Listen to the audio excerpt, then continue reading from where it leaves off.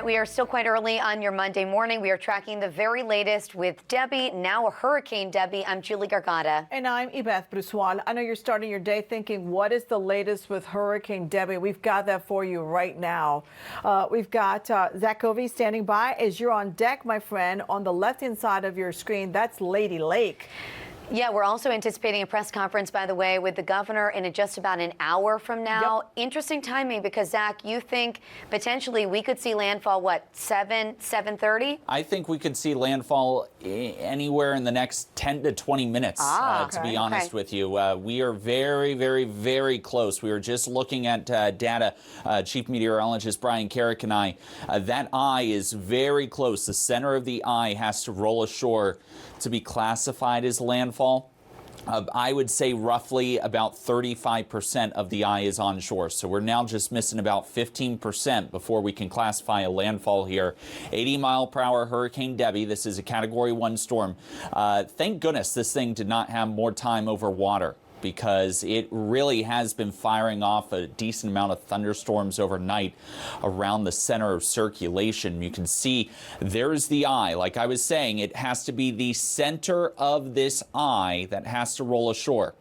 We're maybe 3.5 miles offshore at this hour. Again, the storm lifting to the northeast at around 10, so it should be onshore, I would estimate, in the next 10 to 20. As soon as we get that information, we are going to break in and let you know that this system has made its way ashore. Regardless, does not change the impacts for Central Florida, right? For the western half of the state, really from Sumter into Marion, Lake County, we are dealing with some flooding rains. And then farther to the south, we're beginning to notice a bit more of a rotation setup. Obviously, as we go throughout this morning, it's all about that very heavy rainfall associated with the nearby storms of the eye wall. By this afternoon, the heaviest of the rains will taper off, and while the intensity comes down, our focus will shift from the flood threat to the tornado threat. And that's why we have that tornado watch in effect for all of our counties except Brevard through 4 p.m. this evening. High temperatures today in the mid and upper 80s. This is below average. Makes sense with all the rain and the clouds across the area. Could be dealing with some strong gusty winds, 40 to 45 miles per hour within some of the strongest squalls, especially the farther west and north you are towards Marion and Sumter counties. We will time everything out for you, but obviously all eyes now on the landfall, which is very, very imminent. All right, very, very imminent. Should be on land within the next, I would estimate, 10 minutes. We're just waiting for that official word now. Zach, if this was class, I'd be, raising my hand at the back of the classroom going, wait, I have a question. So we're still looking at Taylor County, right, north of Steinhatchee for this, for the eye to come across? Yeah, still looking at it if we come back, right? We're still looking at that Taylor-Dixie County line. And I'll tell you what, okay, the global models, if you're a weather geek like me, you follow hurricane models very consistently, right? The American, the European, the Canadian, et cetera, all back out through the Forgotten Coast for the past couple of days. Wakulla, Franklin County, very close to Leon and Jefferson County. Our in-house model since Saturday morning has said, no, it's not going over here. It's going towards the Taylor-Dixie County line. And look what's happening now, moving ashore of the Taylor-Dixie County line. So got to hand it to our in-house model. It really nailed the landfall of the system back 2 days ago when many others were talking about a landfall along the Forgotten Coast, guys. And the picture we're actually showing you on the screen is what, Cross City? Yep. Yeah, that's Cross City. They are in the tail end of the eye wall right now. So that camera should begin to really start to tail off in winds and in rainfall very shortly. And we saw it really wild, then it got really quiet, right, Zach, about 10, 15 minutes ago, and now it's back to whipping up again. But exactly. That's what happens with the eye, right? You get that slight rotation ashore, and I suspect we'll see that camera really quiet very shortly. Thank you for specifying where the landfall will be, because I know somebody watching, say, inland and Orlando going, wait, I feel rain, wind, what is this? Well, this thing is so wide, we're feeling inland the outer bands of this thing. We'll check back in with Zach in just a few minutes. We want to head to some of our crews that are out in the field as we keep a close eye on the storm. First up, we have our Jason Delgado. He's live for us over in Taylor County. He's standing by, actually in Perry, rather. Jason, what do you have for us? What are conditions like right there? Well, you heard Zach talk about how the landfall could be expected in the next 10 or 15 minutes. And look, where I'm standing, that makes sense because in the last 15, 30 minutes since we last spoke, things have really began to pick up. The rain now, it's coming down heavier and harder. In fact, it's coming down sideways. And the gusts are growing more stronger and more frequent. And again, we've talked about this Big Bend region as a large. And so just for context, Perry is 50 miles south of Tallahassee and about 15 miles off the coast there on the Big Bend region. And so here from where I'm saying, there's a lot of people who are taking shelter at a nearby hotel. And the interesting thing is that for these Big Bend residents, you're kind of having to choose which threat you want to deal with, whether it's going to be the flooding and the storm surge there in on the coast, or you're coming inland to Perry, where this is an area that's lined with trees, it's vulnerable to tornadoes, and again, as we saw with Hurricane Idalia, that it could be really pose a threat to property and life. But again, yeah, the wind is picking up, so too is the rain, and yeah, we're holding onto our hats. Yes, you are. Okay, thank you to you and your photographers. Stay safe. Again, we've got Jason Delgado, who is in Perry. That's about 3 hours, 10 minutes from Orlando, northwest of Orlando. And now let's go way south from where Jason Delgado was at, over in Largo and Pinellas County. Yeah, very disparate picture. Melissa, tell us, what are you seeing? Because the story there has been really flooding, right? Good morning. We're actually getting a break from the heavy rain, a light sprinkle here in Largo right now. Let's give you a live look, though, at what we're seeing across Pinellas County with the impact of Debby. The entrance to Central Park Apartments here flooded. You can see the water just flowing through this neighborhood, and at a distance there are cars sitting in water. The landscaping here is kind of scattered throughout the neighborhood. You can see a flower pot there. The landscaping rocks have floated into the intersection and into the road. Neighbors are waking up and moving their cars to higher ground. Some of them have already done that. And this is the same across the street in another neighborhood, another apartment complex. We talked with a man who was out taking his dog for a morning walk as that rain subsided just a bit. It was raining pretty hard. We lost power early on for like 4 hours, and then this whole street was flooded, about, I'd say, 2 to 3 feet of water. And my street going into my apartment complex had about 4 feet of water at the deepest. And again, that is what we're seeing across Pinellas County. But for now, a break from that rain, of course, a temporary one, but we'll take it. Yvette, Julie. My goodness, Melissa, that is so much water. Hopefully folks are staying safe, staying out of the water. The old adage, turn around, don't drown. It's so apt right now. It sure is. You can never, it doesn't get old. And this is a live picture. And we've seen this for the last couple of hours. But look at the horizon. What is changing also, we're seeing a little bit of daylight, right? So now you get to see the power of the storm as it's making its way through Florida. Again, live pictures here and across city. It was calm about 35 minutes ago, and now it's whipping back up again. Yeah, because Zach had said as the eye starts to make its way over there, it's going to be a moment of respite, a calm in Dixie County, but things are changing as Debby is moving, obviously, throughout Florida, and we're keeping you updated. It's very important. Speaking of updated, the app is the place to go as you're out and about on the go. Maybe you have to work today and you have to be out in these conditions. The app is so helpful to keep tabs on what is happening right now. Download it for free and available without a subscription to Spectrum for the duration of our Debby coverage, so you can share this with your friends and family. Again, download the Spectrum News app. I was glued to it, always am, but especially last night we had power out twice. Yeah. And it looked like some sort of promo. We were huddled in the darkness, right? But we had our app on our phone. The glow of the app. And we can actually keep updated. Okay, live pictures here. Cruz, where is this again? Perry. Okay, so this is Perry in Taylor County, where Jason Delgado is located. The wind is whipping up, and this makes sense. These images match what Zach Covey was just talking about. The conditions are worsening here by, I would say, the minute right now, honestly. Yeah, and you see the rain coming down almost sideways. Another picture showing us, this is Lady Lake. So this is where our Jacqueline Herald is right now. It's outside of the villages. This is in Lake County area. And she said the storm there has caused so many power outages. That's been a big problem. That traffic signal you see, for example, is out right now, and police have been directing traffic there. Severe weather expert Zach Covey joining us once again live at 6:40 on this Monday. Walk us through the intensity of the storm when it comes to wind and also the flooding potentials. Yeah, the flooding potential is the big impact this morning. Okay, this afternoon, while the intensity is going to come down, we're trading the flooding rains for more of a tornado threat, and we'll touch on that especially coming up in about 10 minutes. I want to take you out to the roadways right now. You can actually see we've been checking in with Jerry Hume throughout the morning. Obviously, plenty of people along I-4. But the roadways are wet, so please give yourself a little extra time. Notice that wind of around 20 miles per hour that is sustained. We're gusting up to 30 to 35 in the Orlando Metroplex. So over to Claremont we go.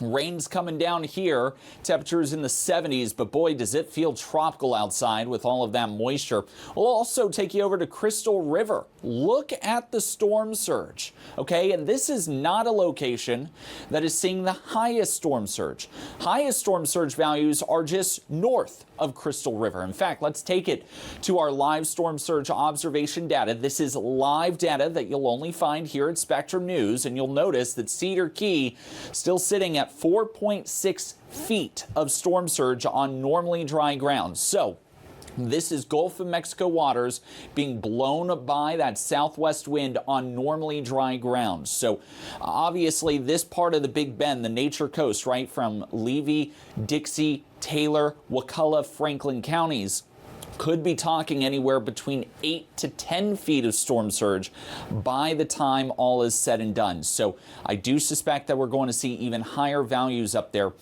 in the Cedar Key area. Let's take it over to Klystron 13 here. I'm going to be honest with you, and we're waiting for official word. As of right now, I still have not gotten it. But I'm going to be honest with you. I think the landfall point has officially occurred there in Steinhatchee. Again, we're going to wait for the official word.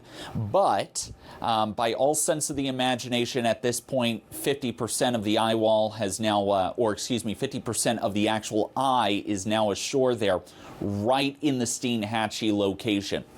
Little farther to the south and west, right? Look at these banding features now starting to set up along the west coast from Wesley Chapel, Newport Richey, Odessa to Tampa, St. Pete, Clearwater. You're just getting these bands. We're trading that kind of persistent, steady rainfall for now these bands of rain, very similar to what we saw yesterday. And that is why I'm saying this morning is that flood threat, that persistent rainfall like a good chunk of East Florida is dealing with. But this afternoon, once that heavier rainfall moves offshore, we go back into this banding-like feature on the south side of Debby, and that's what helps to increase the tornado threat. You tend to get more spinning storms when they can isolate themselves from the widespread rainfall risk that we're currently seeing right now across the area. So down to the south and west, you can easily see band after band after band setting up. Not to say that we won't have a flood risk this afternoon, but we really begin to shift our focus back to that tornado risk, and that's why that tornado watch is in effect for the area through 4 p.m. Take it to our winds right now. We are now gusting the strongest gust. It seems like every time I take a look at this, Leesburg is just setting a new PR, right? 49 miles per hour, now the strongest gust in Leesburg today. 30 miles per hour we're gusting to in Orlando, 31 in Kissimmee. So please take it easy on the roads. Obviously very wet. Obviously very windy as well. And as we go into this afternoon, again, we're trading that steady rainfall that we have this morning for those banding-like features rolling their way ashore. I really think that the tornado threat really begins to materialize across east central Florida from 10 a.m. onward through about 4 to 5 p.m. today. Again, that tornado watch continues until 4 p.m. today. How much rain is still to come? Well, if you're across the western half of the area, Marion, Sumter, Lake County, we could be talking anywhere from 3 to 5, locally up to 8 to 12. I want you to take these numbers with a grain of salt for the specific cities. Just note that where it says 8 to 12, it just means there's a possibility in those counties, right? Lake, Sumter, Marion County, I think the best location to find some of those isolated totals of up to a foot of rain. All right, so coming up, we'll talk more about the 7-day forecast. But Julie, Ebeth, again, at this hour, it's 6:45 on the clock at this hour, and we are watching and quite frankly just waiting for the official word. Again, when I was just taking a look at radar, I do think that this has officially moved ashore. Debbie has, in my eyes, officially moved ashore. We're just waiting for the official word now from the Hurricane Center. And Zach, what did you say that was the actual percentage it needs to be the eye wall moving ashore to classify? So it's the dead center of the eye. So that's basically 50% of the eye has to push ashore. So not the eye wall, not a quarter of the eye, the dead center of the storm where that area of low pressure is located. So that would mean 50% of the eye. You can obviously see this is Cross City, live image out there in Cross City. And what we are talking about again is that heavy rain coming down as the last little bit of that eye wall is beginning to push its way further inland. So we're going to see these type of images up there in the Cross City area, across Taylor, Dixie, Levy counties where the rain is coming down and the wind speeds are relaxing as we begin to see that eye push ashore. But again,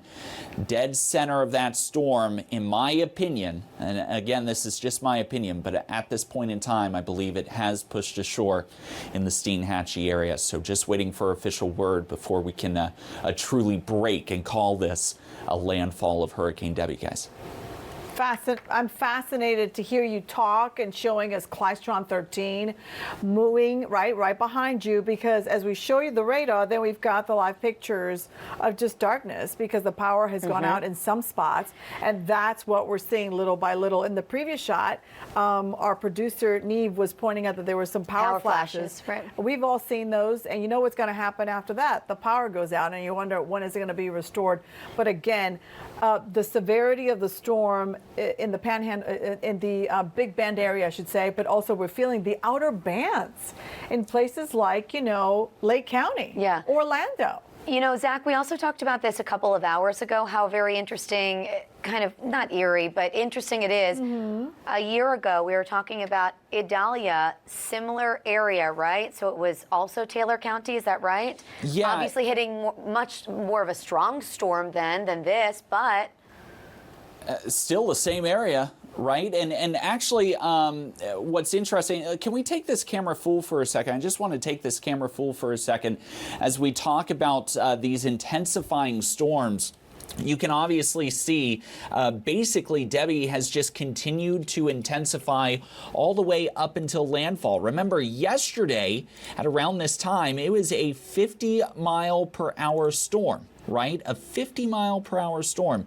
And now this system dealing with those 80-mile-per-hour winds intensifying, joining storms like Idalia, joining storms like Ian, which have just intensified upon their landfall along the Florida Gulf Coast.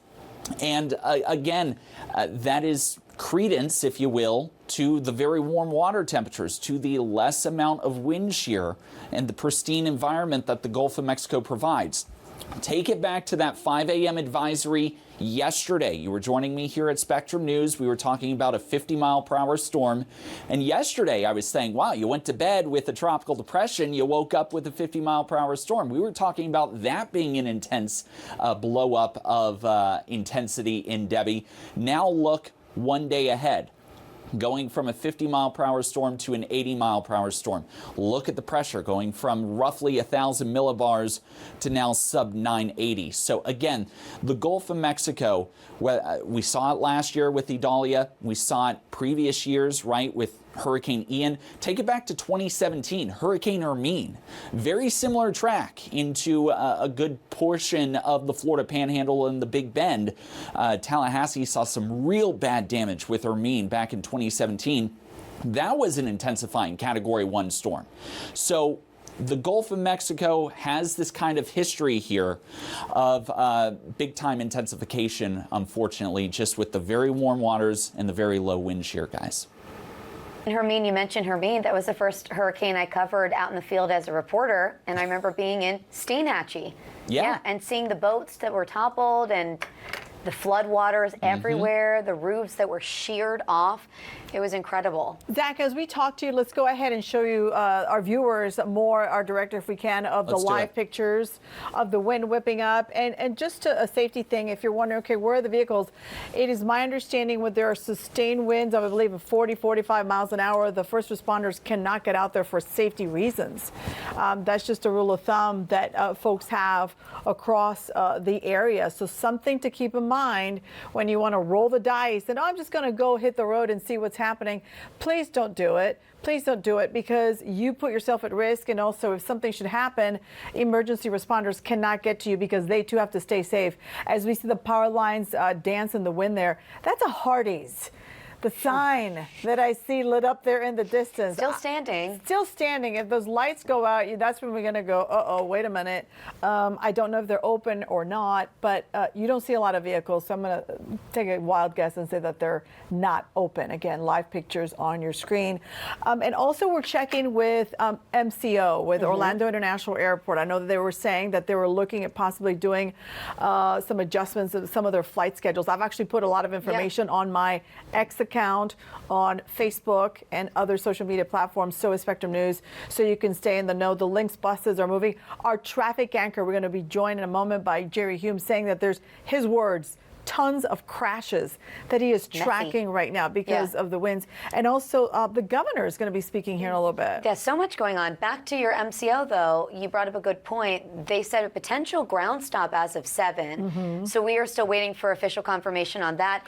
In the meantime, we're looking at delays, cancellations. You do want to check in with, of course, your provider to see if you have any of those for you. But yeah, today is the day. If you don't need to be out and about, simply stay home. I know a lot of us do need to work, but if you don't need to be doing that, or perhaps you could just work from home, today would be a great day to do so. All right, again, pictures on your screen, the images, I should say, of the flights coming in and out, and I'm sure throughout the day we'll have our Greg Angel and others giving us information about the flight situation. Zach is back. What you got for us? Well, we continue to wait for the official word, but I'm going to be honest with you guys. Debby has made landfall. We're just waiting for the official word. If we take it to our radar screen right now, you can easily see the majority of the eye.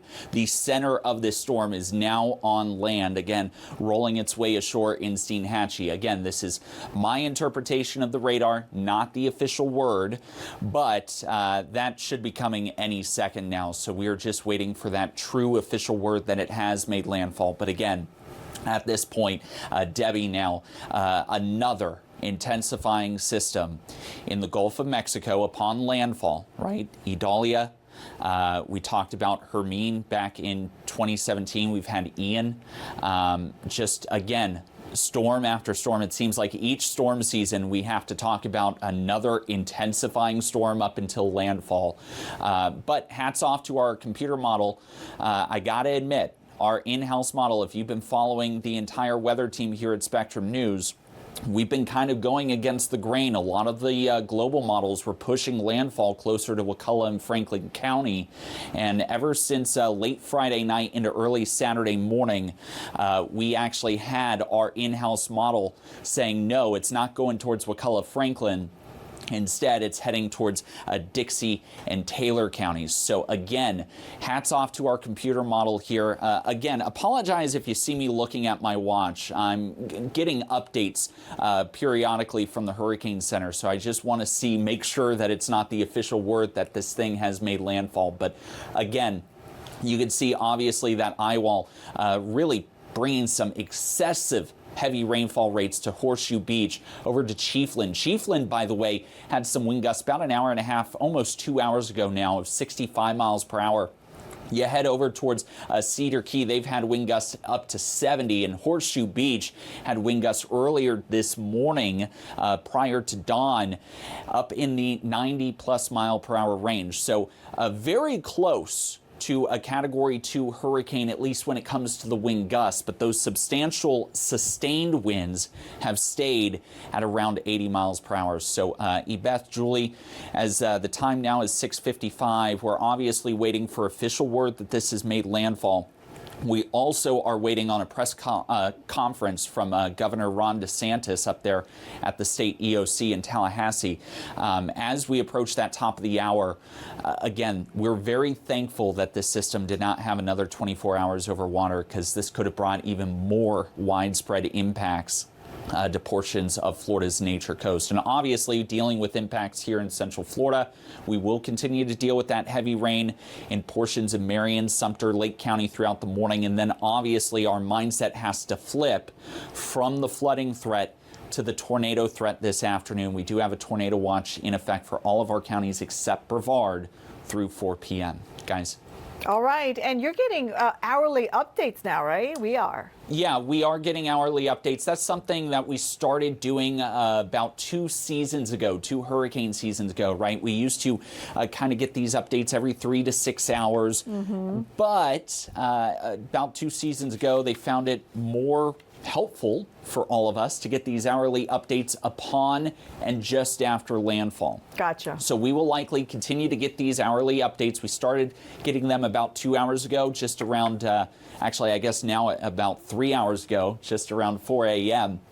But we will likely track this system into the First Coast over towards Duval County, for example, and we'll likely continue to get those hourly updates as it crosses through the Florida Panhandle and the Big Bend and the First Coast before it once again emerges off the Atlantic. So likely to continue to get these hourly updates really throughout the day today. Okay, Zach is back in a little bit. Thank you for that update. Oh, hang on. Okay, so we do officially have There it it, is. folks. I'm going to step off real quick. Do you have the time on that, Brian? If you can. It's made landfall around 7. Okay, so if you could just update that graphic and we'll take it full. So, folks, we now have it officially. Hurricane Debby has officially now made landfall.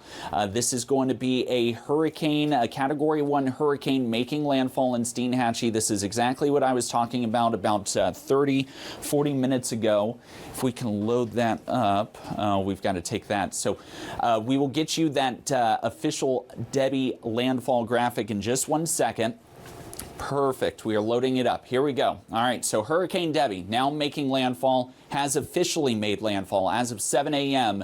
over there in Steinhatchee, Florida, an 80-mile-per-hour Category 1 hurricane with a pressure of 979 millibars. This marks the first landfall of a hurricane in the state of Florida for the 2024 hurricane season, and the second landfall of a hurricane across the mainland U.S. for the 2024 Atlantic hurricane season. So again, this is now official. Hurricane Debby making landfall up there in Taylor County over in Steinhatchee.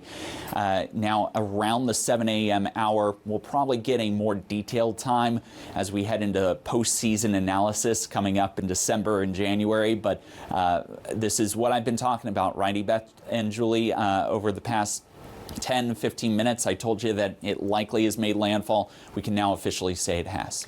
All right, meteorologist Zach Covey, thank you so much. So interesting to see those models lining up, just as Zach was talking about them forecasting. I mean, this is what it's all about. We're headed back out to our crews right now. Our Randy Roush is live outside in Chiefland, that is in Levy County. Randy, what are conditions like where you are? You seem to have moved since the last time we talked to you. Is that right? Well, good morning, you guys. We continue our coverage here along the Suwannee River, here both along Levy County and Dixie County at this hour. Obviously getting word from our meteorologists that it made landfall at Steinhatchee just a short while ago. That is only about 40 miles from where we are standing here along the Suwannee River. The wind gust over the last hour, getting another one. They've been really powerful, hammering us one after another.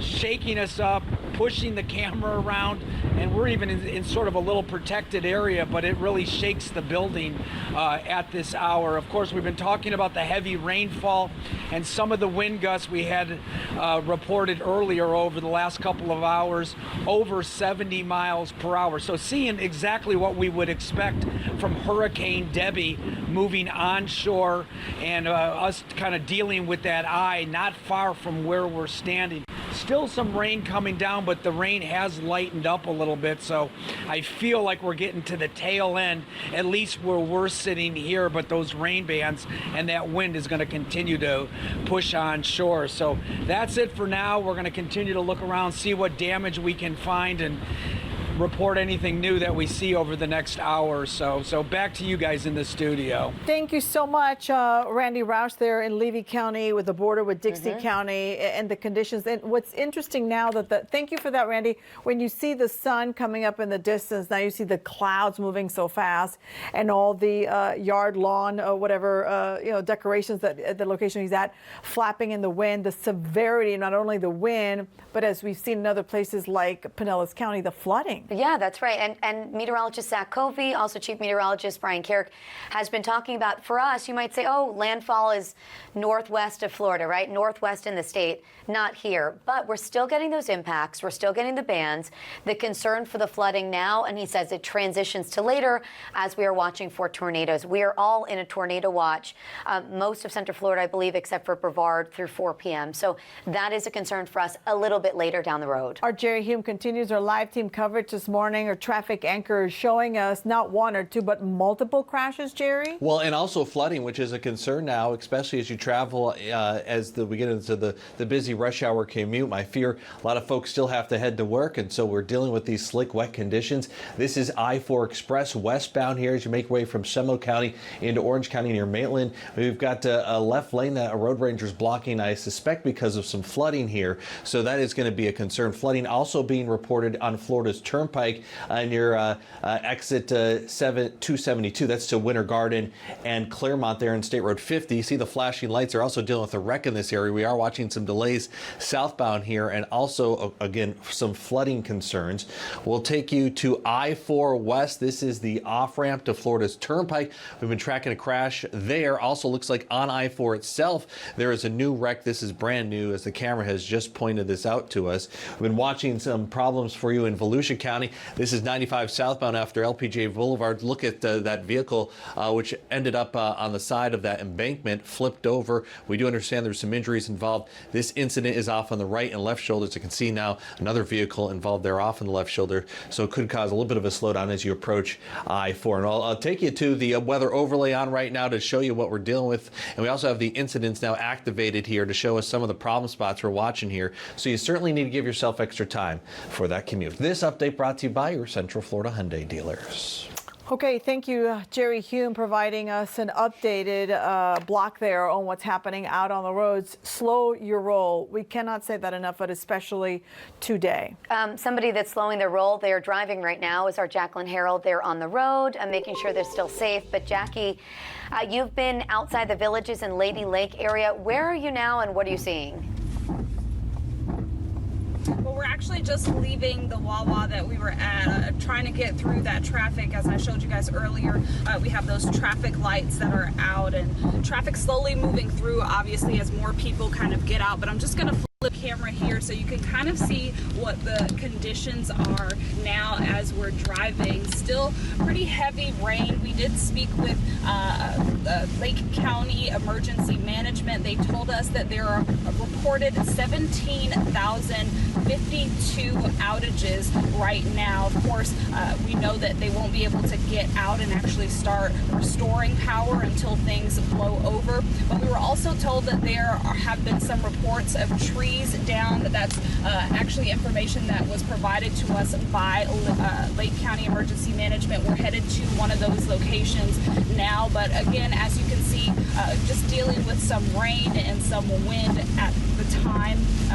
Looks like we're coming up on an area not too far from where we were that actually still has power, so it looks pretty isolated back to where we were originally. But of course, we're going to continue to follow these conditions, and we will bring you the latest as soon as we receive of them. And like you mentioned, definitely staying safe while we head to those areas.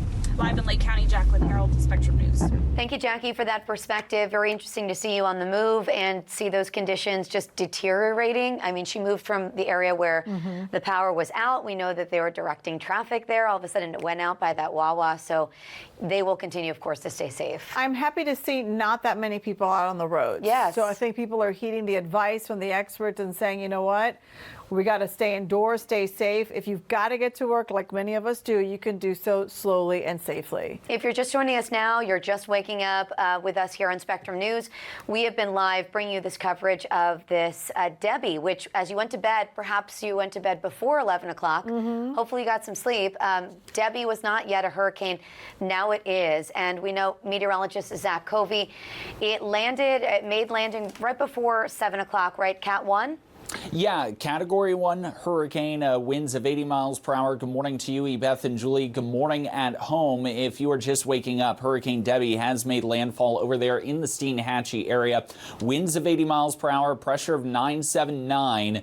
Again, has practically been a steady state hurricane for about the last 3 hours of its life cycle, but this is certainly, unfortunately, going down in the books once again, it seems, as an intensifying hurricane upon landfall. Remember, yesterday morning, we were talking about a 50-mile-per-hour tropical storm. So the system obviously has intensified.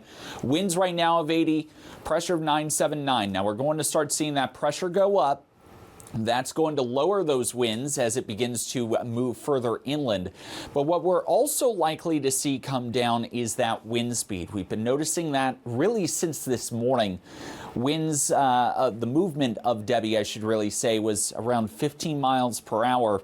Fell to around 13 around the 2 a.m. update, and then fell to around 10 a.m. once we started getting, 10 miles per hour once we start getting those hourly updates around 4 a.m. So we are likely seeing Debby slow down, that long advertised slowdown, and this is going to only exacerbate the flood potential across North Florida and maybe even across Marion and Sumter counties.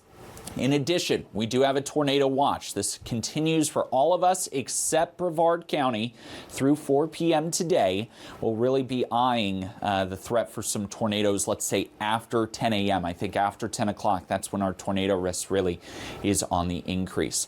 So there's the eye wall, very intense eye wall. In fact, some very strong storms now coming ashore in Horseshoe Beach.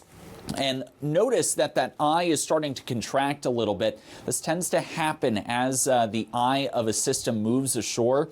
We tend to see the eye wall begin to contract. It's basically trying to hold on to its core, its inner speed, if you will. And in order to do that, like a figure skater, it brings its arms in. You're going to start seeing that eye wall collapse in upon itself. What that's going to do, though, lowers the wind speeds overall of the storm, but the wind field is going to broaden out. So we will likely still see some strong gusts, and maybe those strong gusts could be felt in a good portion of western, central, and northern Marion County. I have places like Ocala and Reddick still getting a few gusts of 50 to perhaps 55 miles per hour throughout the morning. We'll also be noticing these long fetches of tropical moisture coming out of the southwest throughout the day. Here's the 3 things you need to know. We have now moved ashore in the Nature Coast there. Debby has made landfall near Steinhatchee. Heavy rainfall today, especially this morning for Sumter, Lake, and Marion counties. And then we are watching that tornado risk, especially north of I-4 after the 10 a.m. hour. We'll keep you updated. I'll be back again very shortly with another update, guys. See you in a little bit. Thanks, Zach. Again, stay with us here on Spectrum News 13. We invite you to download the Spectrum News app for free so you can stay in the know wherever you go this Monday morning. We'll bring you the very latest on Debby, its track, plus our crews are fanned out across the state. We'll be right back.